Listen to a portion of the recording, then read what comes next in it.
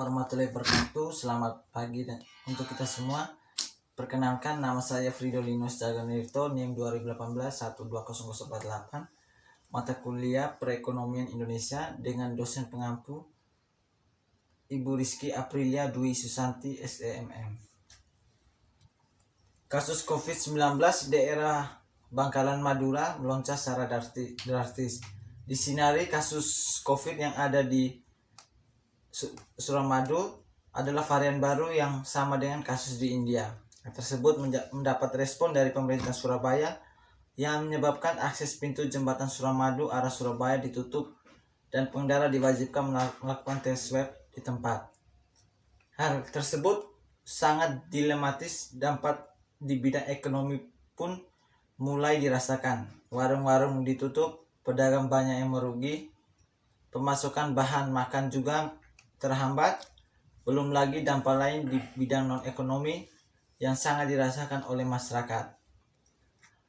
Kasus COVID-19 yang terjadi di Madura melonjak pasca Lebaran. Banyak pasien COVID yang meninggal dunia dalam 24 jam setelah mendapatkan perawatan di rumah sakit. Dengan adanya kondisi ini, maka pemerintahan Surabaya berinisiatif untuk menutup perbatasan antara Surabaya dan Madura. Dengan menutup perbatasan ini, pemerintahan berharap supaya kasus COVID-19 yang terjadi di Madura dan Surabaya ini supaya tidak lagi bertambah menjadi banyak. Sehingga orang-orang yang datang dari Madura ke Surabaya harus melakukan tes swab dengan tujuan yang sangat baik, sehingga masyarakat pun harus dan taat protokol yang telah ditetapkan oleh pemerintahan, sehingga kasus COVID-19 tidak berdampak kepada perekonomian yang terjadi di dalam masyarakat seperti warung-warung ditutup. Jika warung ditutup, maka pendapatan yang dirasakan oleh para pedagang pun sangat menurun dan mereka pun mengalami kerugian yang besar. Dan juga untuk bahan makan pun terhambat, sehingga perekonomian yang terjadi di Surabaya dan Madura tidak berjalan sesuai efektif. Harga-harga bahan makan pun naik karena bahan makan yang terhambat yang terjadi karena penutupan perbatasan tersebut.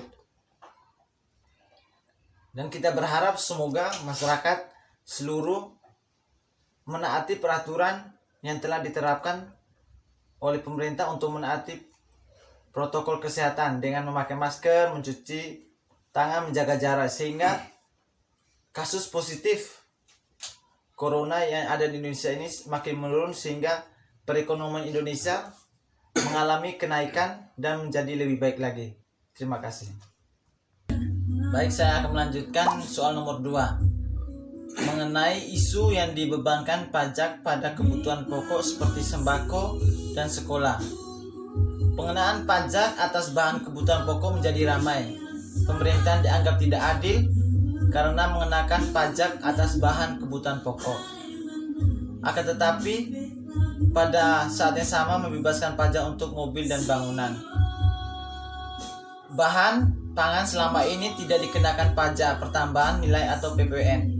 Ini menurut Undang-Undang Nomor 42 Tahun 2009 tentang perubahan ketiga atas Undang-Undang Nomor 8 Tahun 1983 tentang pajak pertambahan nilai barang dan jasa.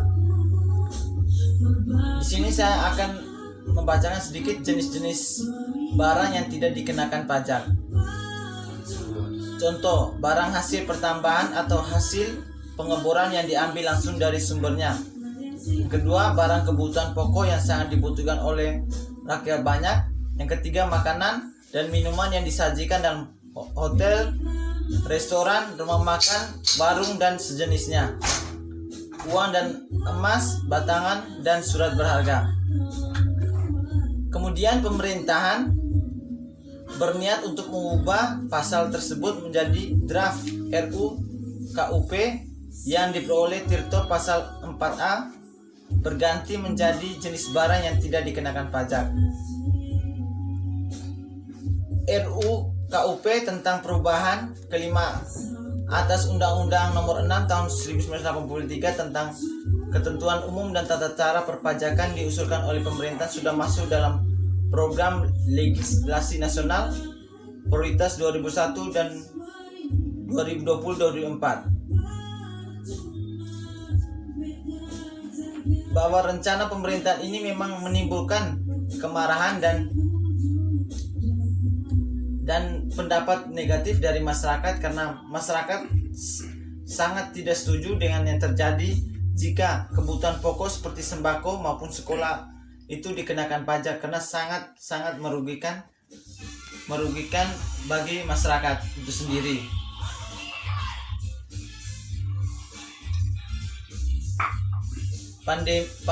Tetapi pada saat pandemi ini membuat penerimaan pajak turun, sehingga penerimaan negara pun menjadi turun, sehingga pemerintahan pun berinisiatif untuk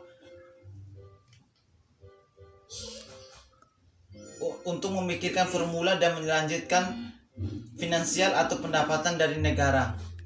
Salah satu yang diberikan pemerintah adalah Indonesia negara dengan pengecualian terbanyak, dan dengan adanya pajak yang dibebankan pada kebutuhan pokok ini, pemerintahan berharap supaya ada pendapatan yang dirasakan yang didapat oleh negara, karena adanya pandemi ini banyak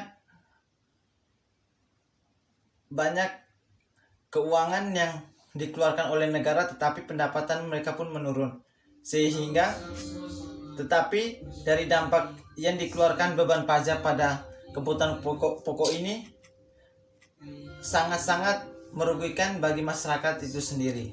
Sekian dan terima kasih. Minta maaf apabila ada kesalahan kata maupun ucapan. Selamat pagi.